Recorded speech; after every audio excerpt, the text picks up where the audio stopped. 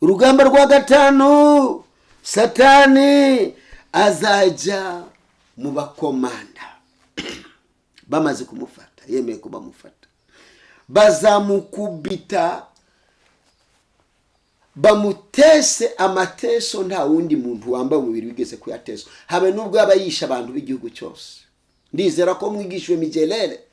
Mijelele n'udukoni tumeze nk'udufite intoki gutya, buri gakoni kariho umugozi original, kandi ku mitwe w'umugozi hariho amarobane ndazi kumuyazi.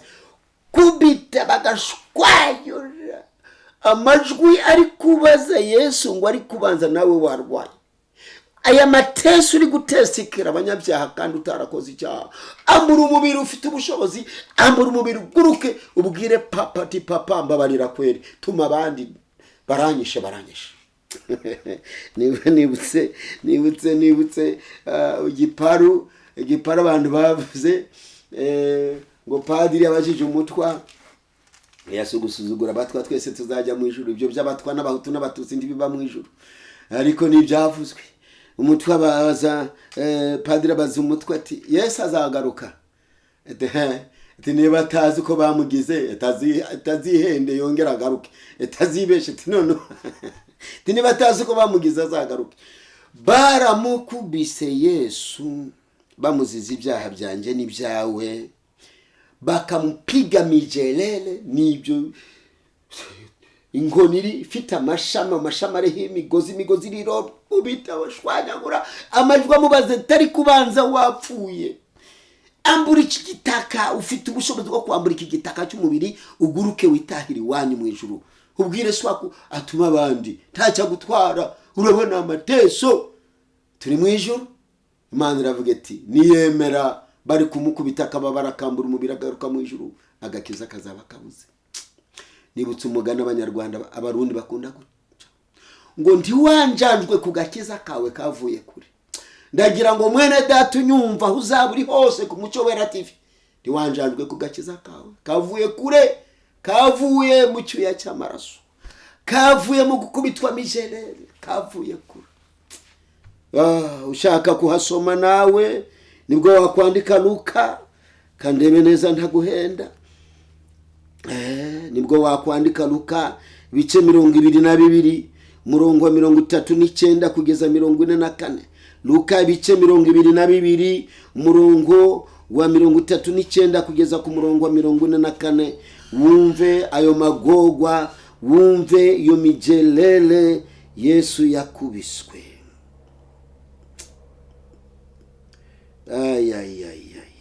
Oya ndiyenze. Aha ni igihe yarari Getsemani. Ahubwo urugamba rwa gatanu, fata Matayo.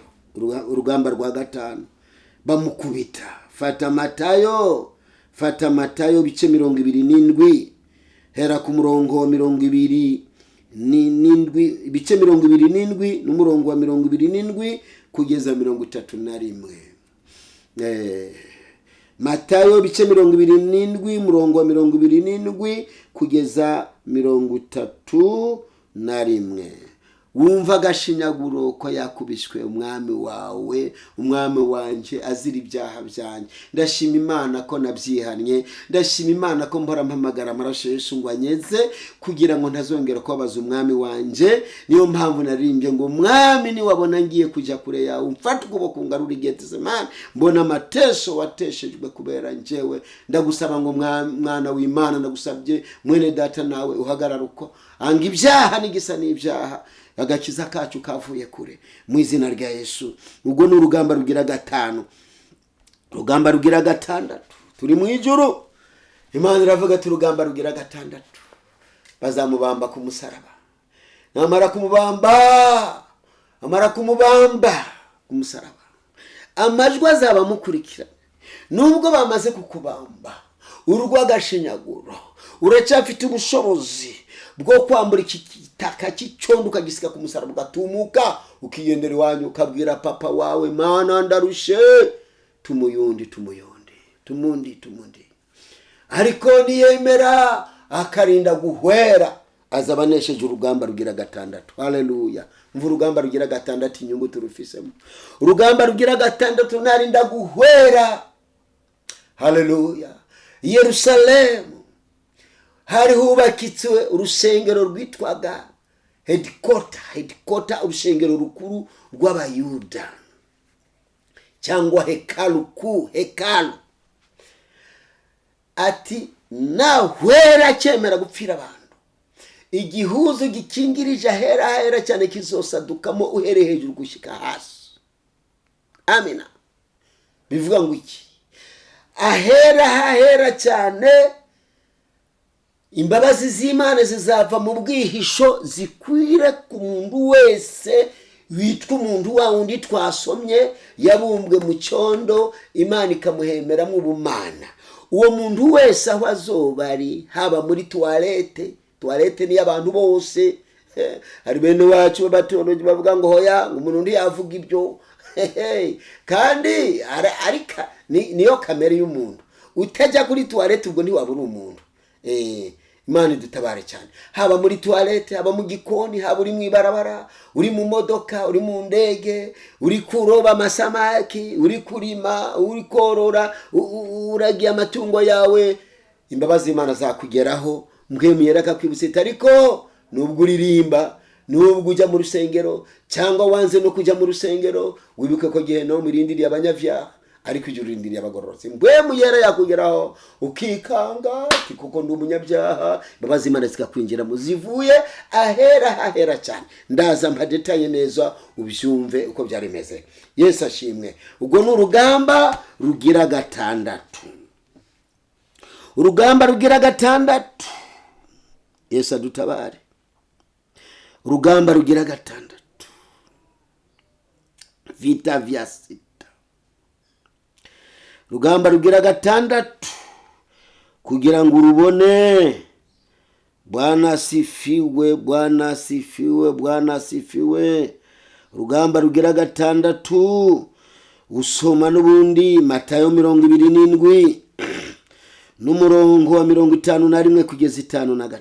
Matayo ibice 27 cyangwa 27 umurongo wa 51 kugeza 53. Nibwo wamenya urugamba rwa gatandatu ko Yesu yarunesheje. Haleluya. Hasigaye urugamba rwa rumwe tukava mu ijuru. Turacyari mu ijuru. Imana ari kwerekana uzajya mu isi, intambara zarwana nazo. Urugamba rugira karindwi. Imana iravuga kuko abapfaga bose bamanukaga ikuzimu bavuye mu mubiri. Namara guhwera pazia limepasuka, gihuzu cyakingirizaga ahera kirapasutse kabiri. Imbabazi Imana zitugezeho. Intambara igirandwi cyangwa ya karindwi, azasiga cya gitaka ku musaraba. Ndizera niba utananyumva ko umuntu ari umwana buri mu gitaka aho humve. Azasiga igitaka ku musaraba, we amanuka ikuzimu kuko abapfaga bose bamanukaga ikuzimu. Nigeze kubisomanura kuko hari abibwira ngo burya bajyana iki gitaka cyakibanuka mu kaburi bashize muri serikeyi bagashira mu butaka ngubwo kimanuka niwe bahambye. Oya, bahambye iki housing, iki gikote kizundimo, ariko njewe mba nacomotse nagiye. Narababwiye ndi kurya umuntu arota abari nyigisha Imana ikwereka ngo uko niko uzabaho ibihe byose. Cya cyondo utanibuka ko wakibayemo, bakijyanye mu cyondo bari kurimaho ibigori n'ibiharage n'imyumbati. Wewe uri ubumana, iroho garafa mu mashi twasomye. Iroho garafa n'ubumana, n'ubwemu y'ubumana idapfa ihoraho iteka ryose, inusu y'Imana. Ubwo rero intambara ya nyuma y'indwi, Imana ivuga iti azamanuka ikuzimu. Hariyo bya komanda Satani yamanukanye, nibimuzirika bikamushyira mu kasho ka Satani nguko byaziritse ba Nowa, ba Abrahamu, ba Dawidi, ba Esteri n'abandi bavugisha n'abandi bakozi Imana ba kera n'abandi bose, ba Dawidi, ba Eliya, bande bose oya, Eliya suko yagiye. Eliya yazamuwe n'umubiri ariko yaje kugaruka yitwa Yohana. Ibyo nabyo twarabyize. Cyangwa ndabaha inomero zanje, ugize ibyo wumva wasobanuza kikibi cyane cyane n'ibyo mu mpwemu. Ibi bintu n'ibyo mu mpwemu, ndabaha inomero zanje mu izina rya Yesu. Nuwashaka yazivuga. Ushaka izo mu Burundi wakwandika agateranyo k'i Burundi +257, izo ni izi Burundi. Ukabona kwandika 69, ukandika 500, ukandika 564, 69 500 564. Washaka iza Kongo, izo ni WhatsApp. Washaka iza Kongo ukandika +243, +243, agateranyo 243. Ukabona kwandika 89, ukandika 13, ukandika 20, ukandika 8, 62, cyangwa 89 13 20 862. Uwo ni kimanuka. Ibyo wakumvamo hano utatahura, wampamagara. Yesu abahezagire. Cyangwa mukozi w'Imana ashobora kushiriziwe nagashira neza kimanuka, gashira n'amazina yacu, ushaka kumamagara kazibona vuba. Hari watangira ntaheraheze. Yesu ashimwe rero.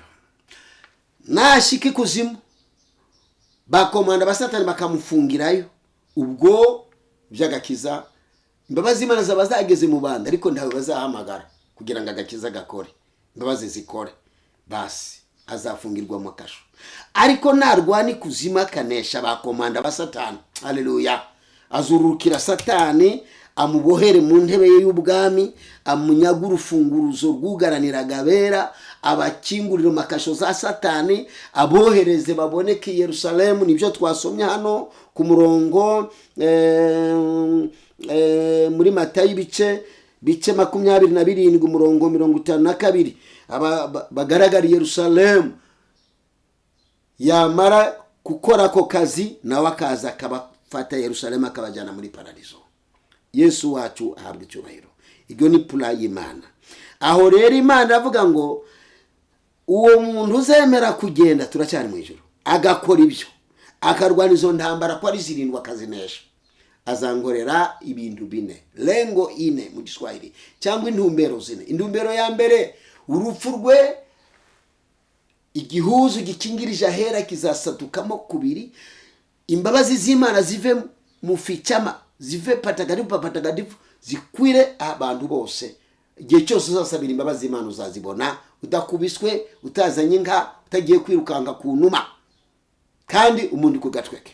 Iyo ni intumbero ya mbere. Iya kabiri, amaze kunesha ikuzimu, azanyaga satani sifunguzo z'ukuzimu, z'urupfu mauti, kuzimu za kuzimu na mauti, cyangwa z'ukuzimu n'urupfu, yugururira abagororotsi banje bose bari kuzimu, abarungike bagaragara Yerusalemu. Abo bagororotsi kuba kuri kuzimu, nta mugororotsi kijyanwe kuzimu. Iyo niyo ntumbero igira kabiri yatumye mu ntumbero 4 Imana yatumye uzaza mu isi, ariko turacyari mu ijuru. Ntumbero igira gatatu, amaze kunesha satani nawe azava kuzimu, asanga abantu bari kubonekera abantu Yerusalemu, abafate bose abajyane muri paradizo. Haleluya, bajyane muri paradizo. Paradizo nayo niyo twasomye, twasomye muri paradizo ni Luka ibice 23 umurongo 39 kugeza ku murongo wa 43. Aho niyo paradizo iri. Iyo paradizo ni yabera bose bavuye mu mubiri, tuguruka n'abamarika tujyamo. Yesu ashimwe. Iyo ni intumbero igira gatatu. Intumbero ya mbere, imbabazi y'Imana zive ahera zinjire ku bantu, yuzu gisadutse. Intumbero ya kabiri, abagororotsi bari kuzimu babohorwe bagaragara Yerusalemu. Intumbero ya gatatu, Yesu abafate abajyane muri paradizo. Yesu ashimwe cyane. Intumbero ya kane, nuko uwo amaze kugera mu ijuru tuzamucurarangira, nzamuha ubutware bwo gucira abantu bose imanza, kubajyana Gehenomu n'abagorozi kubazana mu ijuru. noneho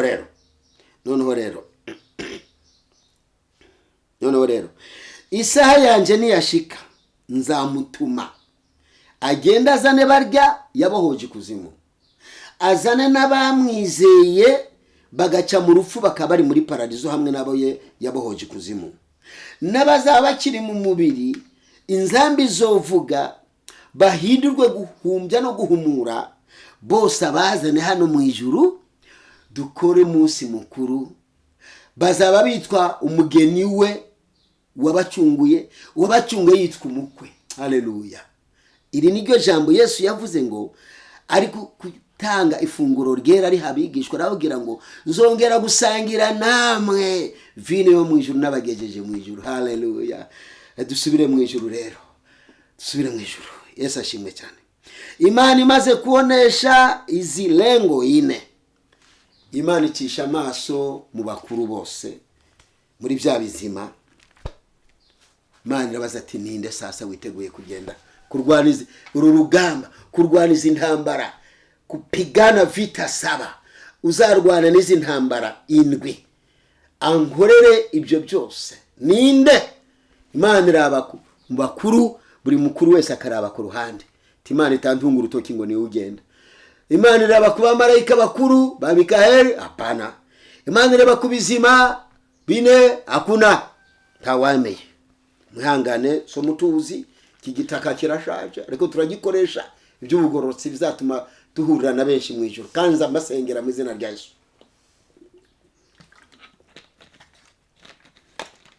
Abo bari mu ijuru rero, nubwo tutari duhara ariko mwe muyera yatubwiye ibyo batekerezaga. Buri muntu yibazaga ati ariko iyi vision Imana izanye, uyu mushinga w'Imana wuko umuntu yajya gucyungura abantu abanje kwambura ubumana, akambara umubiri osa, umubiri ufungura akajya no kuri wese nk'abandi bose. Ubu Imana iribuka abakomanda Satani yamanukanye, bamwe buzu bari mu kirere, ufalme wa Jemi, ubwami bw'upereshi, abandi bari kwisi baragota abantu barabapfuyanga, abandi bari kuzimu hamwe na Satani. Ubu Imana iri kubyibuka, kucyirengagije ibi bintu, kuvuga ngo umwe muri twaje kurwana. Nibura iyo yemera umuntu akagendana n'ubumana akarwana nk'imyaka 1000 akagaruka ati Imana ndaneshejwe tumuyundi. Imana iravuze ngo umuntu yambura umubiri ajya kuvuka arakana kituma mu byahi. Buri mukuru yibazaga ati vision y'Imana ndawayishobora. Ngo mu ijuru haba agacerere, mbinguni kukakuwa kimya, agacerere. Nibwo Yesu jambo, haleluya, nibwo Yesu jambo waturemye yatekereje ati kweri birarangiye. Habuze numwe wagenda, nibura kubera ari we waturemye, habure n'abandi 10 bazava mu bantu bo kwisi bagere hano mu ijuru nguko Imana ivuze ngo tuzakora umunsi mukuru. Habure n'ijana, habure n'1000, bose uko twabaremye, kandi Yesu yumvaga babaye kuko niwe muremyi n'ubundi. Bose cya kiyoka cy'amahero Satani agiye kuzabamanukana mu kiyaga cyaka umuriro. Yesu atera urutoki hejuru, haleluya, yaba wabyumva gukomere Yesu amashi. Yesu atera urutoki hejuru avuga ati Mana data, mwami data, sinemera ko bari abantu bose naremye cya kiyoka cy'amahero cy'abamanukana ikuzimu. Ndagiye data. Isa namubwira ati ngwino usinye, ngwino usinye ko ibyo byose wemeye kubicamo. Yesu araza arasinya. Amina. Byo nibyo umwuka hishura, araza arasinya. Satani ari kumureba, nubwo wasinya sha uje uri Mesiya nguko nkuzi uri umunyabushobozi, twarwana nk'imyaka miliyoni 2 ngakunesha ugasubira. None uraje wemeye gusinya ngo uraze uvuke uri uruyoya, urakabebe nguje kundwanya ngunyambura abantu namaze kuzuza mu bwicanyi ubusuma ububeshi kutabumbwa nitunga ubusambanyi bibi byose namaze kubagira banje nta numwe uzakura mu ndogi zanyu ubwo nawe ndaguhekenya Satani yarari kureba ko Yesu ari gusinya abarokore bakira abana bavuga butumwa bakira abana baza babwirana ngo burya ngo indimi zose ngo Satani ngo arazumva ngo kereka ngo yuvuze mu mwuka ngo yuvuze mu ndimi bagatangira bakaziga sharabababa dudumanga sharababa tututurera papa sharabarasho sharabobobobo nibutse igeri Kigali muri 98 igeri Kigali mvuye Cyangugu nsanze bariyo abavuga butumwa bariyo arabagande bose arabagande none nanje ninjira nabo kuko nafite gitari yanje barankundaga tukarara dusenga akagera igihe yo bavuga ngo mwese ngo buri muntu avuge mu ndimi ukuma ngo shorobobobo sharababa buri muntu yigize ndimi ngabumviriza simbabwira ko nkumva ndi no bakanavuga ngo nizo ndimi Satani ngo burano bari gusenga ku buryo Satani atabyumva ngabonde zikora abana mugakiza burya n'abana mugakiza. Satani afite ubushobozi bwo kureba mu mutima wawe. Satani afite ubushobozi bwo kumenya ibyo utekereza. Arega ni Imana. Visi w'Imana afite Imana ndi yamwambuye ubushobozi bwe. Afite ubushobozi bwo kureba mu mitima yacu. Iyo ushaka ngo Satani ntakubone mu mutima, yewe n'inyuma ntakubone, n'ibyo uvuga ntabyumve, emera wezwe mu maraso ya Kristo.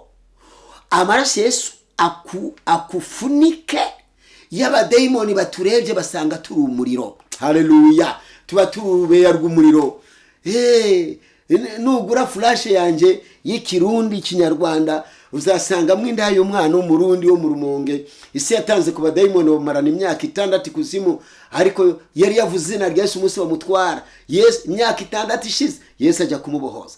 Atanga shinga ndavuga ngo iyo bari kuzimu hari ekra, hari kiyo kiri imbere ya Satani, bose bakakura kuza gukontorora isi. Baratubona twese, baratwegeranya, bari muri Amerika, Aziya, Kongo, Rwanda, Burundi, kwisi yose bakatubona. Ikibabwira umugororotsi babona ari urubeya rw'umuriro, babona ari kirimi cy'umuriro kiri gutembera. Haleluya. Bamenya turiya wenda wamuhangara nu wa Kristo, nu wa wundi. Ushaka rero ko Satani atamenya ibyo uvuga, atamenya ukuri gusenga, emera wezwe n'amaraso ya Yesu. Nubwo wavuga ikirundi kiwanyu, nubwo wavuga Ikinyarwanda, Satani ntazamenya ibyo uri kuvuga kubera ubwoswe n'umuriro. Nta badayimoni bazakwegera, nta jisho rya dayimoni rya Satani rizagutobora ngo rirebe imbere. Emera wezwe n'amaraso ya Kristo. Haleluya. Nibwo uzabura umuriro. Haleluya. Cyo gihe rero Satani yabonaga Yesu ari gusinya, Satani ngo urikoze ubusa kweri, ndaguhekenya. Nibwo kuvuka kwa Yesu urugamba rwa mbere pa Satani aca muri Herode, twabivuze murabizi. Abana barapfa, genocide y'abana babahungu ararusimbuka.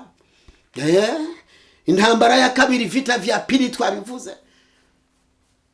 Amaze kubatizwa, amaze kuba umusore, mbwemu yaramujyana mu bugaragwa, mu butayu gusenga. Aho niho Satani yamugabe igitero. Satani we ubwe moja kwa moja, umwe kuri umwe, ndawe ufite umwiyambaza. Nubwo twabisomye ariko reka tugaruke hano mu bice bine bya Luka. Noneho twavuze guhera ku murongo wa 1 kugeza ku 8, nje ndasoma umurongo wa 5 kugeza ku 8. Aho ku murongo wa 5 Satani ngo yazamukanye Yesu amugeza ku musozi muremure, amwereka ubutware n'ubukire. Mu Kiswahili ngo akamuonyesha enzi zote za duniani na fahari yake, icyubahiro cyo mwisi n'ubukire n'ubwiza. Satani abwira Yesu ngo ibi byose ninje mbiganza, biri mu maboko yanjye, uwo nshatse muvunguriraho gatoya. Akabona nk'amakamyo yiwe 200, akubaka nk'ama etage muri Etazini, zindi hariya mu Bubiligi, South Africa, Kinshasa, i Burundi, Bujumbura, Kigali. Hakubaka, akagura nk'indege ze 3, akagura imiduga sinakubwira n'amazu mato. mufunguraho gato. Ariko weweho tugeze kuri ni Yesu noneho turi kumwe, niwareka ibyakuzanye byo gupfira abanyabyaha ugapfukama ukubarara ukandamya, ndabiguha byose ubiganze. Yesu adutabare cyane.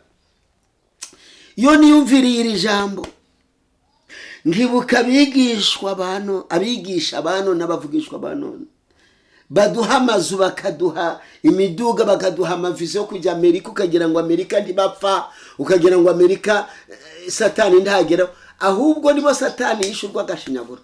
Nangwa na hano iwacu muri Afurika kubera ubuzima bubayabaye n'ubutumwa bwiza bwo kwihana turabwumva, umuntu akaba yakwihana. Naho yo hakurya se ubutumwa buhari ko ari ubw'ubwenge bw'itunga, naho kakurana na inshuti zanjye ziriyo za Canada naho mu Burayi, batubwira ukunda abakobwa bagiye bava n'abagore bavugiye bava muri Afurika bakijijwe bambara neza, bagera ati burya Afurika yari yaratwishe, n'abakitamuraho imyambaro bakagenda gusa bakagenda bambaye ubusa, mwokagira Imana. Aho niho abahanuzi batubwira ngo Imana ikujyanye ngo hanze hazabimbwa n'abarosi, ndaho shaka ngewe. Umva, igihe uzumva umukozi w'Imana ari kuguha ibyo mu isi, atakuguye kwihana ngo wiyunge n'ijuru, atakugiye kwihana ngo amaraso Yesu akweze ijuru ikwemere, uzamenye ngo ni akanwa ka Satani, kinywa cya Shatani. Kandi niba ubyigisha ukagira ngo ndagututse, ni mu izina rya Yesu mbivuze, kuko nibyo Satani yashukishije Yesu. Yesu yataza kuba Imana, umurongo w'8 Yesu aramubwira ngo byanditswe ngo upfukamira Imana yawe yonyine abayuramya. Mu yandi magambo atanditswe ni ngaho Yesu yamubwiye ati iyi si ninjye wayigutayemo, nta ninjye wabiremye, nta nyota yabyo mfite. Haleluya. Ariko Yesu aranesha urugamba rwa kabiri. Umenye rero abavugishwa banone, abahanuzi banone ntibagufatishe kuri urugamba rwa kabiri, bakwereka amazu meza n'ibipangu, ujye wabaza ati urwo rupangu se ninde uzaba warwubatse noneho akarwibagirwa ukarumbasha databuja, cyangwa se ngo Imana iguhaye imodoka, uzabaza ati ninde uzaba yaguze imodoka yiwe akayibagirwa mu muhanda noneho ikabiyanje. Mujye mubabaza, arega mwebwe kubera agakiza ari gake no kwizera guke muvuza impundu ngo ni Imana ibibahaye. Hoya, niba ushaka ubutunzi bwawe senga Imana ukizwe, waramutse kora imirimo y'amaboko. Kora imirimo y'amaboko, wabona icyo ugaburira abana bawe nitunga, shima Imana. Nubona amafaranga uriho imodoka, ubu narisha imodoka 2 kugira ngo ngere kwa Muco ya TV kwa ndongera nzirihe, ubwo ndi umukwiza tunga ndi umukire. Ibyo bidayimoni biza kukubwira ngo Imana iguhaye imodoka, urayigira gute? Niyo tuzigiyemo zigapfa tuzisiga mu muhanda, tugafata izindi ba nyirazo bagasigara batitira babuze iyo bacerera bamira. Twe turi bazima. Kuba waramutse ukabona itike nawe ukagenda mu modoka, shimira Imana nawe ubuyiguze. N'igihe izaza itaje uri umukiranutsi, ije uri umukiranutsi. Niryo jambo Meshaki, Sadraka, Abedenego baneshejeje umwami Nebukadineza. Dufite Imana yadukiza, ariko itanadukijije turabagororotsi bayo. Amina, turabagororotsi bayo. Ubu umugororotsi w'Imana kugeza kugupfa. Naho ibyo mu isi ibyo ufite banzu ushima Imana. Arega nta mahoro ari mu isi, bose bararira. Nako karimbo ndakagira yitwa ngo nta mahoro ari mu isi, bose bararira. N'abari muri Amerika, na Aziya, na Australia, na Oceania, na muri Afurika, ku isi yose wambaye iki cyondo wese bimuriza ndibibura. Nose wabura gupfa, wapfusha se ndurire. Imana idutabare. Warwara se ndurire. Imana idutabare. Turaza kuzisengera izo ndwara tuzitwike, ariko zinaje nduci ku rondogoro ngo Imana yakuhebye. Oya, nubwo wapfa ugira amahirwe yo gupfira muri Kristo Yesu, uri intware. Haleluya. Izi ntambara twazivuze, tugere ku ntambara ya 6 ku musaraba. Ntambara ya 6 ku musaraba byari bimeze gute rero? Abayuda bose bahuriraga i Yerusalemu rimwe mu mwaka. Yerusalemu ko yari yubakitse, hekalu yabo, headquarter yabo hari mu rusengero hitwaga patakatifu ahera. Hariya twita kuri aritari hari igihuzu gikingirije ikindi cyumba kiri imbere cyitwaga patakatifu papatakatifu ahera. Amina. Aho ngaho inyuma y'icyo gihuzu indani muri icyo cyumba niho habagamo isanduku y'Imana irimo amasezerano y'Imana n'Abisirayeli, irimo amategeko y'Imana n'Abisirayeli. Ndangazwa kubona umurundi, umunyarwanda, umukongomani utari umwisirayeli akiterura ibyagezwe ngo hoyango ngengwa n'ibyagezwe ngo n'isabato. Imana ikubabarire kweri, Imana ikubabarire. Icyo gihe bagengwa n'ibyagezwe n'isabato. Ariko reka nsomere ijambo kugira ngo abo bantu ndabizi muco barayumvwa n'abantu benshi. Yesu ashimwe. Reka nsomere iryo jambo batanyumva nabi. Byagezwe n'isabato n'ubuvugishwa. Mbaho iryo jambo mwokajya mu ijuru mwe. Matayo ibice 11 murongo wa 13. Ibice 11 bya Matayo murongo wa 13. Yesu aravuga ngo kuko ibyagezwe n'ubuhanuzi cyangwa ubuvugishwa byayoboye kugeza kuri Yohana Mubatizaji. Haleluya. Abantu bayobowe ibyo byagezwe nibyo biri mu isabato. Abantu barongowe cyangwa bayobowe n'amategeko n'ubuhanuzi burabazana bigera kuri Yohana Mubatiza, bigera ku ntangiriro y'isezerano rishya birahagarara. Bene data baba isabato ubwo rero cyamba ngo bazaze tuvugane imbona nkubone. Hari wigeze kumpamagara ariko icyamba ngo twicarane imbona nkubone. Haleluya. Cyamba ngo twicarane imbona nkubone. Kurongorwa n'amategeko aribyo byagezwe n'ubuvugishwa byarongoye Abayisiraheli bibageza kuri Mesiya, bibageza ku isezerano rishyashya. Haleluya. Ni Yesu wabivuze. Amina. Yesu wabivuze. Kuva ku ntango y'isezerano rishyashya turongorwa cyangwa tuyoborwa n'amavanjiri: Matayo, Marko, Luka, Yohana. Tukajya rero no mu byakozwe n'intumwa, tukajya mu nzandiko, tukajya mu byahishuwe. Kuko abavugishwa ba kera baravugishwaga kuko byo mu mpwemu ntibyari biriho, bavugishwaga iby'umubiri. Niyo bageraga mu by'impwemu bagarukaga mu by'umubiri, ariko bakavuga ngo ibintu tuvugishwa hari bizahishurwa ku ngoma ya Mesiya. Ku ngoma ya Mesiya rero ni isezerano rishyashya. Haleluya. Ni isezerano rishyashya. Imana idutabare rero. Imana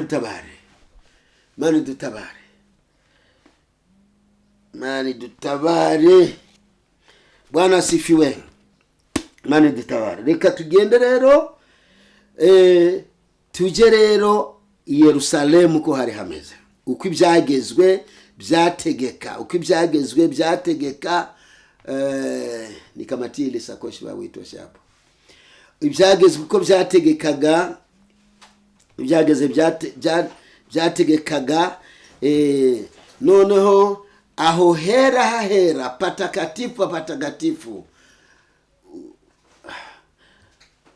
patakatifu na hera hari isanduku y'Uhoraho, harimo ibyagezwe byarongora Abisirayeli, harimo n'ibyo by'isabato, harimo ntukice, ntukagire gutya. Hari Yesu yavuze we ati hoya simpaka wice, ni yumvira umuntu nawe uzabukoze icyaha. Twe turi mu by'impwemu, ntago turi mu gushikiriza ibyo byagezwe. Oya, twebwe mpwema tugarura tutaragera ku cyaha, atubuza icyaha. Ntiturindira ngo dukore icyaha tubone kwihana. Oya, mpwema tukura mu byaha tukabivamo burundu. ntawe ugihuriye n'amategeko rero, ariko icyamba w'isabatunga bari we tuyaga ibyo ngibyo. Tusubire rero Yerusalemu. Aho ngaho patakatifu hari hubakitse ku buryo iyo sanduku y'Uhoraho bari baracapye amafoto y'abasoda b'abakerubi n'abaserafi b'abamarayika bafise amaso atyaye nk'umuriro, ku buryo uwahahingukaga wese afisa icyaha kimwe yikubitaga hasi agapfa. Aho tuhareke rero, tureke na hano mu rusengero hitwaga Hera, hari urupangu inyuma y'urusengero hitwaga mbuga ya patakatifu. Mbuga ya patakatifu uvuga ngo ni imbuga, sinzi uko ndimo havuga mu Kirundi cyangwa mu Kinyarwanda. Ni hanze ya Hera hari urupangu runini, niho abantu bahuriraga baje kwihana. Baza kwihana rero nka bya binena navuze, umuntu bakamukubita akazana za nka bazishe na za ntama na za hene na za numa babyishe, noneho abantu babakubise inyama ziri gutitira, noneho bagafata buri bwoko bw'amaraso, ubw'inka, bw'indama, bw'izo njuwa, bagenda bashira mu makarisi cyangwa mu mabakuri y'inzahabu. Hakaba hari umutambyi mukuru cyangwa umuherezi mukuru, kuhani mukuru w'Abisirayeli bose, nawe akaba ari ahantu ari kwiyeza avuga ati Mana unyeze umbabarire, yiyeza ku by'umuhemu no ku mubiri no ku myambaro byose. Noneho bakamubwira ati ngwino rero uje gusabira abantu imbabazi. Ubwo bari ku mbuga ya Hera, mbuga ya patakatifu, ntabwo ari mu rusengero, ni inyuma. Abari bubabarirwe bamaze ko barirwe niho bari buje mu rusengero, nibwo bagera ahitwa Hera, baracyari hariya mu mbuga ya Hera. Noneho kubera kuhani mukuru, umuherezi mukuru uri bwinjira Hera, arabaturutse hariya ku mbuga ya Hera, aca Hera mu rusengero, yinjira Hera. Namba afite icyaha arapfirayo, napfirayo ninde uja gukura ikiziga? Ku ikiziga batakirekera Hera cyangwa umurambo cyangwa mayiti, batabirekera ngo kiborera Hera. Ni ibara riba riguye. Bafataga rero bakamuzirikamo umugozi mu kuguru, bafataga umugozi ufite amashami abiri, bakazirika uku kuguru nuku, ariko inyuma hari ari umugozi umwe, ariko bitamubuza gutambuka. Ariko bakongera bakamushyiramo inzogera mu maguru. Abashibi wacu barazitambana, tubyita amashondo, mu Kinyarwanda babyita amayugi. Bambara ya kandagira ukumva ngo jegere. Noneho akabana gutwara ya mabakuri y'inzahabu arimo ya maraso ya bya bitungwa babaze, bene byo baryamye hariya bari gutitira, barindiye ko bababwire ati ngaho ni mwinjire mu rusengero mwababariwe. Umuherezi mukuru amaze kubasabira imbabazi, umuherezi mukuru cya kiziriko ni kirekire kandi gikomeye cyakurura ivatiri. Noneho akinjira agenda asaba Mana untabare. Nubwo batabyanditse gutyo ariko nawe wabyumva, umbabarire mwami singwe Hera. Akinjira ndani ya pazia akajya Hera. Abandi baherezi makuhani bani bakazenguruka bakajya inyuma ya cya cyumba cya Hera. Bari kumva ko indani y'amashondo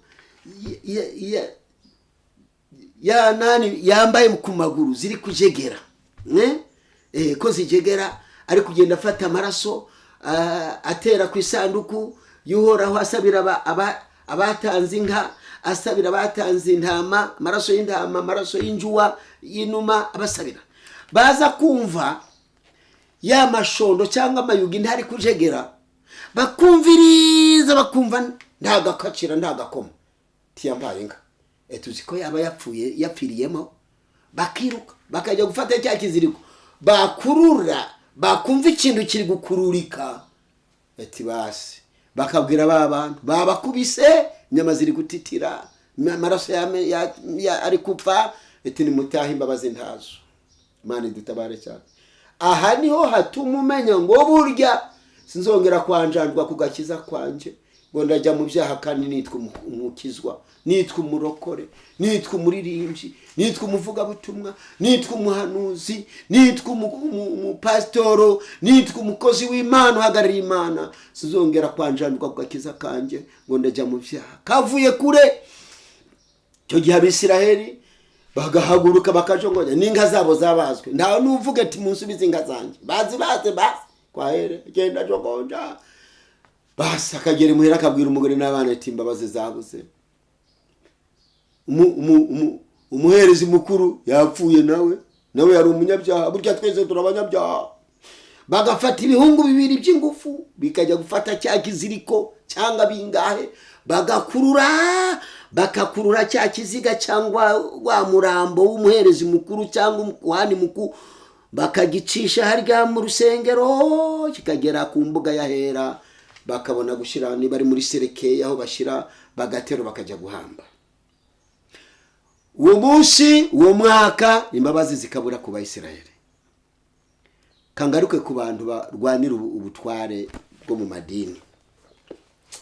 Mana ndayishima ko sinigeze ndwanira ubutware bwo mu madini.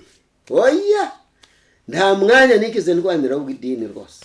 Nishima Imana kuva ndi umwana yangize intumwa yo kubwira amahanga, haba mu mihanda haba hehe, kandi nkumva ndabinezererewe.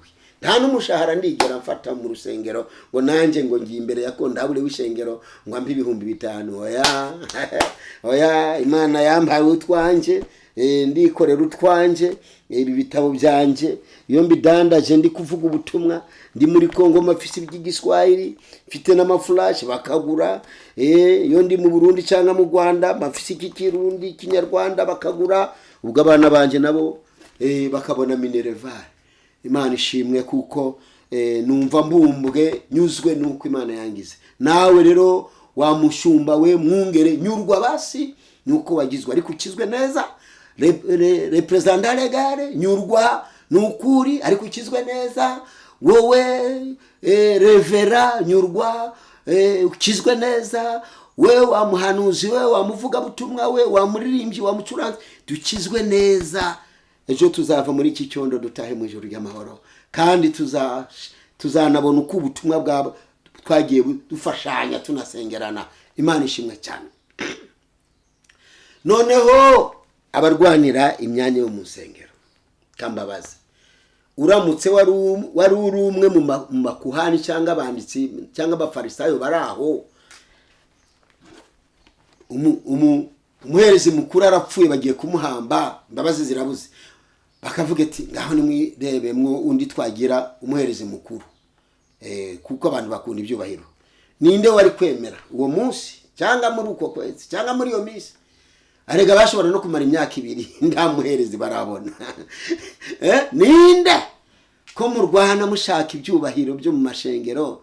Ninde wari kwemera uri muri abo tinje muhite mu nyambika abari nje nsabira abantu, nje ahera nje gusabira abantu? Nta numwe. Bigaragara ngo twebwe icyo gihuzo cyatandanyutsemo kubiri kubera urupfu rwa Kristo, cyaduhaye imbabazi z'Imana ku buntu. Haleluya. Ubu dufite imbabazi z'Imana ku buntu. Haleluya, haleluya. Yesu wabwa icyubahiro, waremeye. Imbabazi z'Imana zatugezeho. Akiri imbabazi z'Imana, mwana w'Imana. Reka rero duheraheze. Yesu amaze kuduha izo mbabazi, ubwo aracyari ku musaraba, gisika ntikirasaduka.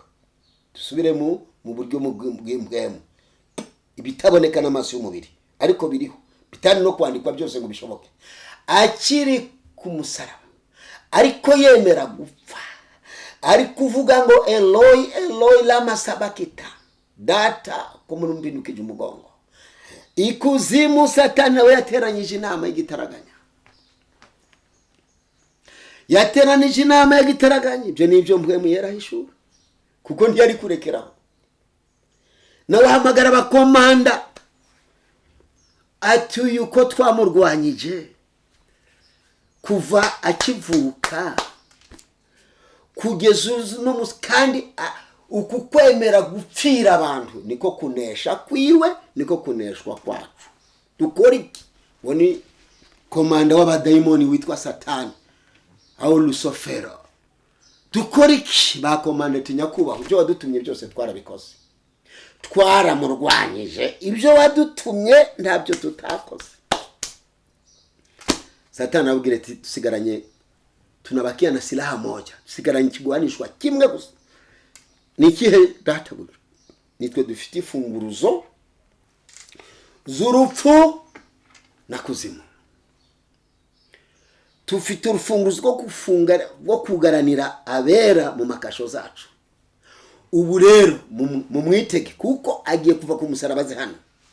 Mwipange neza n'iminyororo ikomeye, namanukira hano iwacu, mumururukire hejuru, mumubohe, mumushyire mu kasho kiwe, kuko mwase mw'abandi.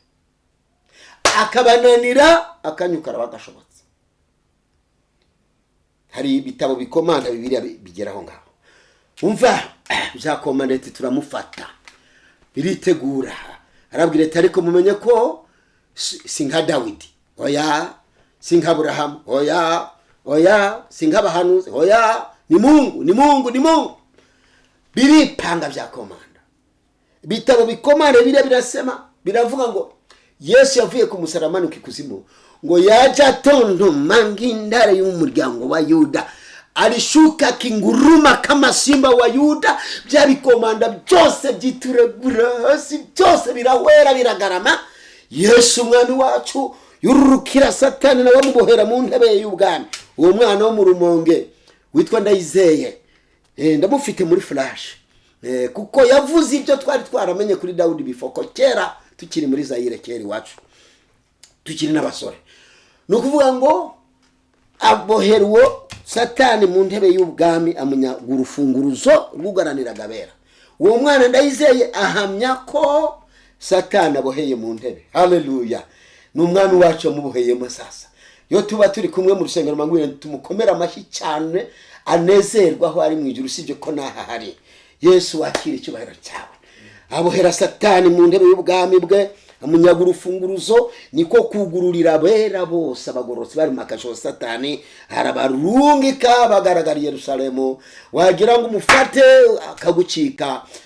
Yesu aje nawe arabafata abajana muri paradizo. Yari yijeje igisuma ku musaraba, aho twavuze wasoma Luka bice 23, washaka ugahera ku murongo wa 39 ukagarukira ku murongo wa 44. Luka bice 23 umurongo wa 39 kugeza murongo wa 43. Ukumva uko Yesu yabwiye icyo gisuma kimaze kuyanatura umunsi turabana muri paradizo. Paradizo ntiyabagaho mu isezerano rya kera. Paradizo Imana yayishyizeho, igihe Imana yatumaguza kuducungura, Imana ishyiraho paradizo kugira ngo Yesu aze gushyiramo abagororotsi abohoze kuzimu. Ni uzizera Yesu wese ave mu mubiri aguruka n'abamarika aje muri paradizo, abamarika baducurarangira.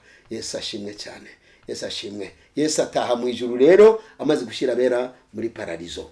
Ubwo rero navuze ni intumbero zine Imana yari yatumye Yesu. Ya mbere, icyo gihuzu gitandumuke mu kubiri, pazia la hekalu niko tubyita mu Kiswahili, ikapasuka kuva hejuru gushika hasi. Rehema za Mungu, imbabazi z'Imana zikava mu bwihisho zigakwira ku muntu. Nawe uzakira nubwo wisha abantu, nawe uzakira izo mbabazi z'Imana nubwo uri umurozi, nubwo uri umupfumu, nubwo uri umusambanyi, nubwo uri imborerwe umusinzi, nubwo uri umubeshi. Ibyaha byose ukora akira imbabazi z'Imana zikugeremo, nawe wihane. Haleluya. Dufatanye urugendo ruja mu ijuru mwene data. Ubwo rero intumbero ya gatatu nuko Yesu yafasha abagororotsi, avanye kuzimu abajyana muri paradizo, ataha mu ijuru yemye. Haleluya. Hari igihe tuzaza twiga igice cya 5 cy'ibyahishuriwe Yohana, tubone ingoma Yesu ari gucurangirwa na n'ubu ko ari we wafata igitabo mu kuboko kwa data, niwe wemeye kujya mu isi akatambwa nk'umwana w'intama, agacungurira Imana abo mu isi yose, mu moko yose, mu ndimi zose, mu miryango yose, no mu bihugu byose byo ku isi. Yesu rero intumbero isigaye n'imwe, nuko isaha izashika. Yesu barambaje ngo uzaza ryari, arababwira ngo ari njyewe, iyo saha sinyizi yo kuza, n'abamarika bo mu ijuru n'abakuru, data ni uyizi. Data rero igihe azashakira kandi urebye ibimenyetso urabona ko ari hafi. Azatuma Yesu izamivuge tutahe tujye iwacu mu ijuru ry'amahoro. Niyo ntumbero ya kane y'inama yabaye mu ijuru. Inama ya kabiri y'umuntu. Inama ya mbere yabaye yo kumurema atararemwa, iya kabiri yabaye yo kumucungura kubera iby'isezerano rya kera ntacyo byatumariye. Nawe muvuga butumwa, nawe mukozi Imana, jya usoma isezerano rya kera nk'uko nanjye ndisoma, ukuremo historia y'ibyabaye kuri bene data, ariko umenye ngo ibyacu bihishe mu isezerano rishasha, ugaruke mu isezerano risha. Amina. Imana iduhezagirane. Turahejeje, turagira ngo tujye rero mu gice cya gatatu cyo gusenga. Haleluya. Dushimye Imana kubw'ubutumwa tumaze kumva. Agakiza kacu dutegerezwa kukanjwanjwa ko kuko kavuye kure. Tugiye gusenga rero. Amasengesho nayo ntiyanjwanjwe ko. Ntiwanjwanjwe kuri amasengesho. Kuko Yesu adutuma yaduhaye ubutumwa bubiri. Ubutumwa bwa mbere tubwira abantu kwihana kuko ubwami bw'Imana bwegereje. Ubwo ni ubutumwa tuvuga kandi tububwire bose. Tangiriye Yerusalemu, Yudaya, Samariya kugeza ku mpera y'isi. Tukenense amasengesho ahubwo uyafate nk'ankama, ariko nawe wabanje kwihana. Reka tumanze dusabe kwezwa kugira ngo aya majambo twumvise agira akamaro muri twe. Uwiteka Mana Data, mu izina rya Yesu ufite ubutware, tugushimiye kuba waraturemye mu ishusho ryawe, kuba waraturinze, kuba tugihumeka ibyo kutwica bihoraho kuva mu nda za ba mama kugeza mu zabukuru, kuba tukiriho ubiheberwa icyubahiro, kuba waremeye kurungika Kristo akemera guca muri izo ntambara zose akazirwana akazinesha. Uno munsi ishengero Kristo rikaba riri ku isi yose. Haleluya. Habwa icyubahiro Mana. Ishengero Kristo, abitwa ba Kristo ubu ni benshi, ariko ntibabe benshi gusa mu mubare, ahubwo babe benshi banakijijwe, dufatanye urugendo rujya mu ijuru. Haleluya. Turagushimiye Mana kubw'agakiza waduhaye. Turasaba rero ngo amaraso ya Kristo atweza duhumanure igisa n'ikibi cyose. Twese abumva ubutumwa, twese bagiye gusenga, twese bagiye gusengera imibiri yacu, amaraso Yesu abanza tweza duhumanure. Twese abakurikiye Umucyo Wera TV, abazakurikira chano yanje yitwa Kumenya Iherezo Ryacu, harimo ubutumwa, harimo n'indirimbo nyinshi, utweze duhumanure kugira ngo uwumvishe ubutumwa wese bujye bumugiraho, bumukurana, bumugeza. Tuve kwa Satani tujye kwa Kristo, tujye ku Mana, tuve mu mirimo ya kameremere tujye mu mirimo y'umwuka, twuzuye urukundo, byishimo, amahoro, kugira neza, kwirinda ingeso nziza. Haleluya. Tunda la roho, ingeso z'umwuka, imbuto z'umwuka zo twifuza kwama. Reka amaraso yawe twese na directeur w'Umucyo Wera TV n'umuryango we wose, abera bose, mpande enye zishi n'abatarakizwa, turabinika mu maraso ya Kristo. Mwamubazane dufatanye urugendo rujya mu ijuru. Abari mu nsengero badakijijwe, turabinika mu maraso ya Kristo. Mwe muyera twike ibisigisigi by'ibyaha bya kameremere, bakira agakiza, dufatanye urugendo rujya mu ijuru mu izina rya Yesu. Kandi udufatire ku kuboko, tuzahure mu ijuru ry'amahoro, tuzabone abo twaganiriye ijambo rya, abo twaganirije ijambo rya ku Mucyo Wera TV uko ryabafashije. Tuzaguruka, tuzenguruke amajuru dushima izina ryawe turi kumwe nawe. Haleluya. Uduhe izo mbabazi Mwami, uduhe ubwo bundu uzahura mu ijuru ry'amahoro. Urakoze Mana, urakoze Mana, mu izina rya Yesu Kristo. Amina. Ubu tugiye gusengera ibyifuzo. Ufite icyifuzo gishira imbere y'Imana, dusenge. Mana, mu izina rya Yesu ufite ubutware, nzamuye ibiganza na Bibiliya nsengera abantu babagowe, kuko barahari bagowe. Hari abarwaye indwara zananiye abadogiteri, hari abarwaye indwara bakiri kugerageza kwa badogiteri, hari n'ababuze urubyaro, hari ababuze urubyaro mwami Imana, hari ababuze za mariage, abo bose, hari abakeneye ko abana babo bajya ku ishuri, hari abakeneye ko abana babo biga, hari abana badafite ubwenge bakeneye kubaha ubwenge mu ishuri bakiga bakabona amadiplome n'amalisansi n'amadoktora, bakifasha bagafasha imiryango, bagafasha ishengero, bagafasha ibihugu byabo mu izina rya Yesu. hari abakeneye abana, turabasengera kugira ngo babone abana, nabo babone abakwe n'abakazana n'abuzukuru n'abuzukuruza nkanje mu izina rya Yesu ufite ubutware.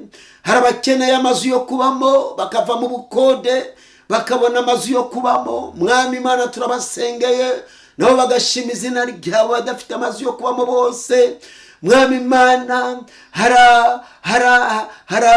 hari abana bafite ubwenge babuze uko bishyura bakabura kwiga kubera kubura ubwishu, kubera ababyeyi babo ntacyo bishoboreye, cyangwa n'imfubyi, cyangwa nabo mu miryango y'abakene ba Nyarucari. abo bose bafite ibyifuzo. hari abafite ibirwara barozwe n'abakonikoni, barozwe n'abapfumu, barozwe n'abarozi.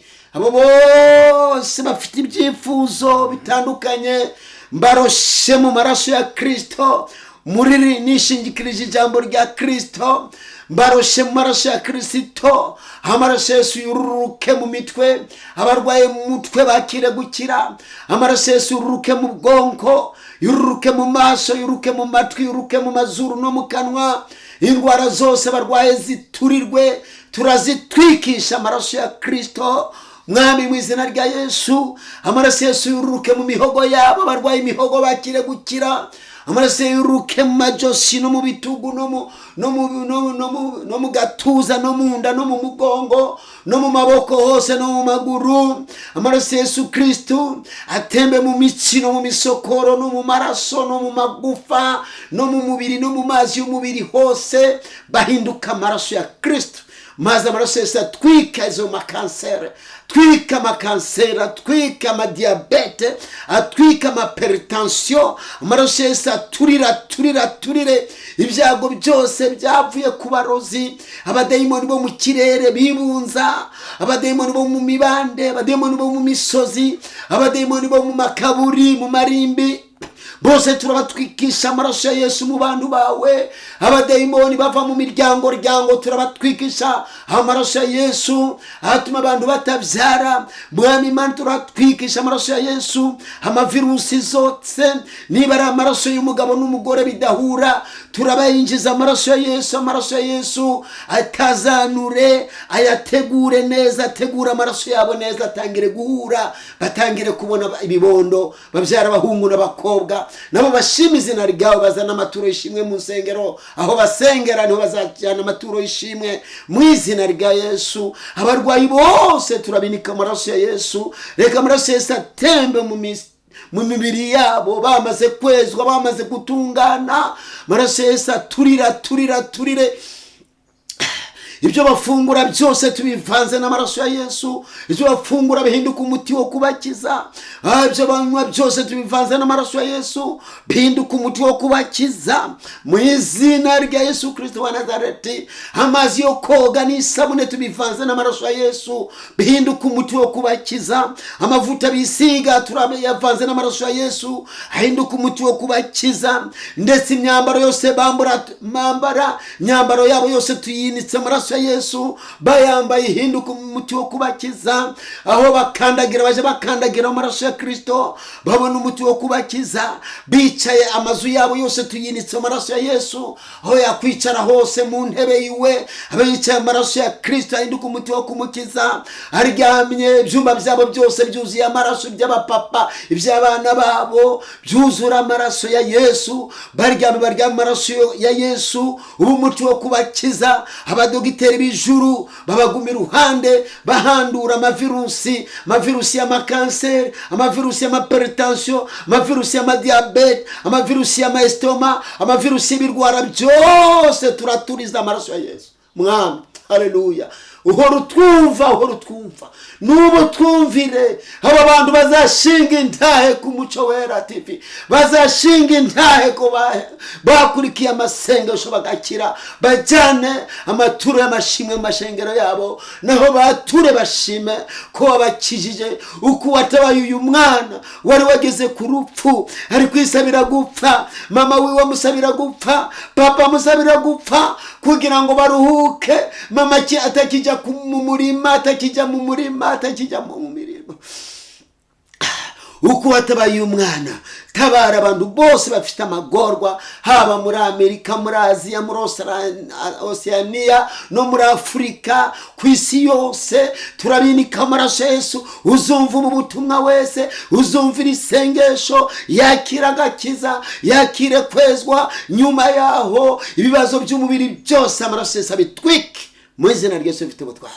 Waduhereye ubuntu, tubahaye isengesho ry'ubuntu, tubasengeye ku buntu kandi ubakize ku buntu. Niwo uzashimwa, niwo uzahabwa ituro ry'ishimwe, niwo uzashimwa mu nsengero zabo mu izina rya Yesu rifite ubutware. Uko abandi bose bari gukira bakagushima, nabazumva iri sengesho, abo tuzasenganira isengesho nabo bakire gukira. Abafite ibyifuzo byose ubyakire, n'ibyo tutavuze ubyakire, kugira ngo nabo bashime izina ryawe. Urakoze Mana kubikorera kwesha icyubahiro. Twakazi kacu n'ugushima, nitwumva hari abashinze intahe ko wabakoreye neza, natwe tuzategura ituro ry'ishimwe turitange nguko tubikora. Iyo dusengeye umuntu uri mu kaga, uri mu magorwa, ukamwanamura ukamukiza, turamubwira agategura ituro ry'ishimwe ngajyana mu rusengero rwabo, natwe tugategura ituro ry'ishimwe tukajyana aho tugeze niho turitanga. Urakoze Mana, tubisabye tubishimira mu izina rya Yesu Kristo umwami wacu, amina.